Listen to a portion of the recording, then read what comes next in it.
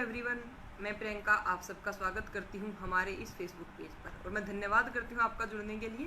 तो आज हम एक बहुत ही इंटरेस्टिंग टॉपिक डिस्कस करने के लिए जा रहे हैं, sustainable development and food security. अभी करंट में हमें बहुत ज़रूरत है सस्टेनेबल डेवलपमेंट की भी और फूड सिक्योरिटीज़ की भी। तो टाइम वेस्ट ना करते हुए चलिए हम स्टार्ट करते हैं। सस्टेनेबल डेवलपमेंट की जो ऑफिशियल डेफिनेशन है वो दी गई थी 1987 में ब्रुकलैंड की एक रिपोर्ट में। क्या इससे पहले कभी सस्टेनेबल डेवलपमेंट का कंसेप्ट था ही नहीं, या फिर यही सिर्फ एक जो ऑफिशियल फिर यही एक सिर्फ ऐसी डेफिनेशन दी गई थी जिसके बाद सस्टेनेबल डेवलपमेंट की ज़रूरत हुई? आपको महसूस हुआ कि सस्टेनेबल डेवलपमेंट का कंसेप्ट होना चाहिए? ऐसा बिल्कुल भी नहीं। जब 1972 में स्टॉकहोम की कॉन्फ्रेंस हुई, यानी कि जिसको हम Magna carta of the environmental law की बात करते हैं, कि एनवायरमेंटल लॉ में अगर कोई है जो कि एनवायरमेंटल लॉ का कॉन्स्टिट्यूशन है, बैक से हम देखें तो वो है स्टॉकहोम कॉन्फ्रेंस 1972। इवन हमारा एनवायरमेंटल जो डे है, एनवायरमेंट डे है, वो भी उसी के उस पर मनाया जाता है कि 5 जून से लेकर के 16 जून तक वो हुई थी तब से। तो उसमें सबसे पहले जो आर्टिकल है 2, वहाँ पर बात की गई थी आपकी इंटरजेनरेशनल राइट की, कि आपके जो राइट्स हैं वो इंटरजेनरेशनल होंगे। इंटरजेनरेशनल इक्विटी सुना है? देखिए, हम इक्विटी का कंसेप्ट काफ़ी बार पढ़ते हैं, लेकिन इंटरजेनरेशनल इक्विटी का मतलब है कि जो हमारी जो इक्विटी जो जनरेशन के बीच में रहे।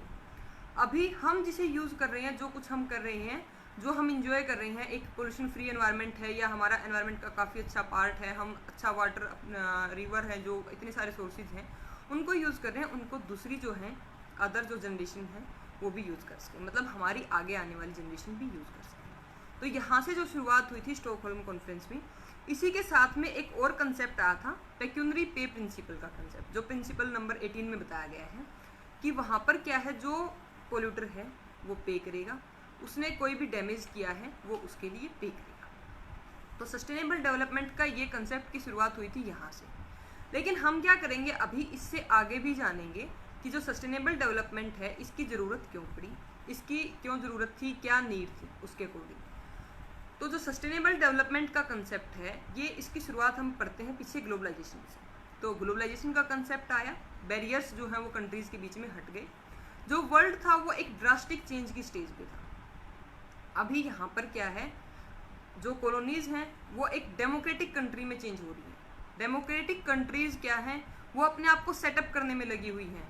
डेमोक्रेटिक कंट्रीज़ जो हैं वो अभी अंडर डेवलप्ड हैं, क्योंकि उन्होंने इतने साल का अभी कॉलोनिज्म देखा है, उनके जो नेचुरल रिसोर्सेज हैं वो एक्सप्लॉइट हुए हैं अदर कंट्रीज़ के थ्रू। तो उन्हें ज़रूरत है डेवलपमेंट की। वो डेवलपमेंट के लिए क्या कर रही हैं, वो डेवलपमेंट के लिए अलाउ कर रही हैं इंडस्ट्रीज़ को ग्रो करने के लिए, जिससे कि उनका एक्सपोर्ट बढ़ेगा, प्रोडक्शन बढ़ेगा, उनका जो डोमेस्टिक ग्रोथ वो प्रोडक्ट है वो बढ़ेगा, ठीक है, प्रोडक्शन वो बढ़ेगा। तो इसी के चलते क्या हुआ, कॉम्प्रोमाइज़ हुआ एनवायरनमेंट के बीच में और इंडस्ट्री के बीच में।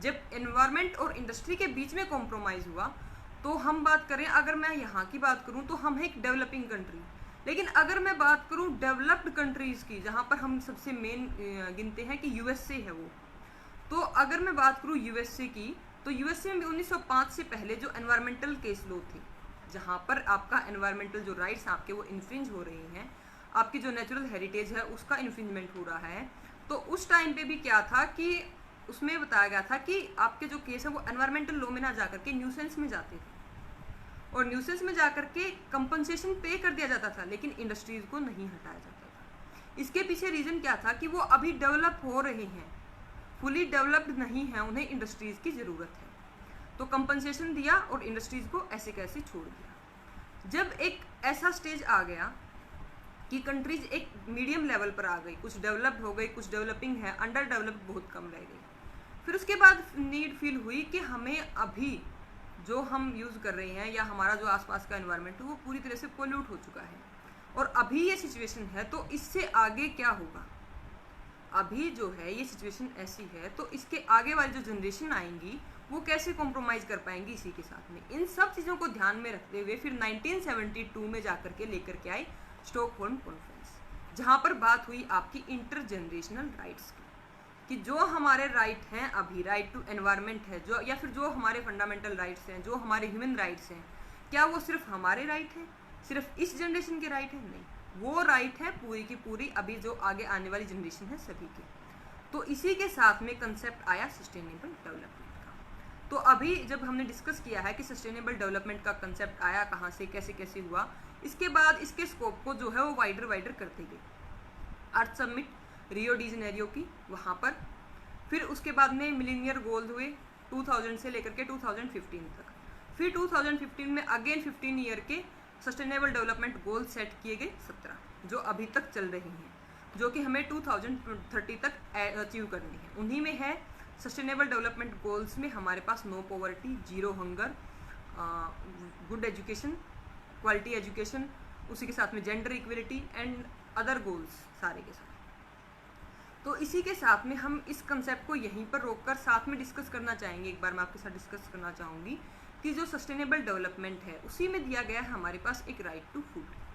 तो जो राइट टू फूड है, क्या वो एक ह्यूमन राइट है या वो एक फंडामेंटल राइट है? तो अगर मैं बात करूं राइट टू फूड की, तो राइट टू फूड में क्या है कि एक पर्सन को खाने का अधिकार है, मतलब उसको वो मिलना चाहिए, नेसेसरी है।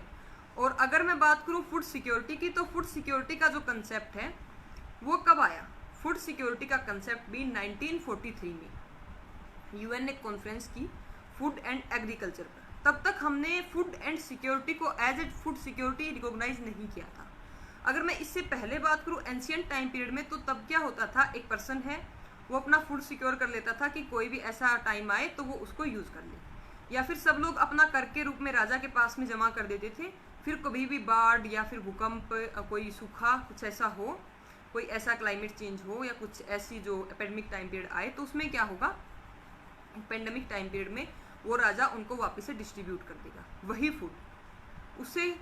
उसी फूड को वहाँ पर डिस्ट्रीब्यूट करने के बाद में वो लोगों के लिए फूड सिक्योरिटी की तरह काम करता था। लेकिन अभी जैसे कि हमारे राइट्स चेंज हो रहे हैं, अभी जो हमारे पास जो एक सेशन है, जो हमारी गवर्नमेंट है, गवर्नमेंट की फॉर्म्स हैं, हमारी पॉलिसीज जो हैं वो सारी की सारी चेंज हो रही हैं। तो कंसेप्ट ऑफ फूड सिक्योरिटी जो है वो धीरे धीरे चेंज होता गया कि जो गवर्नमेंट है वो इंश्योर करेगी कि हर पर्सन के लिए जो फूड है वो सिक्योर रहे।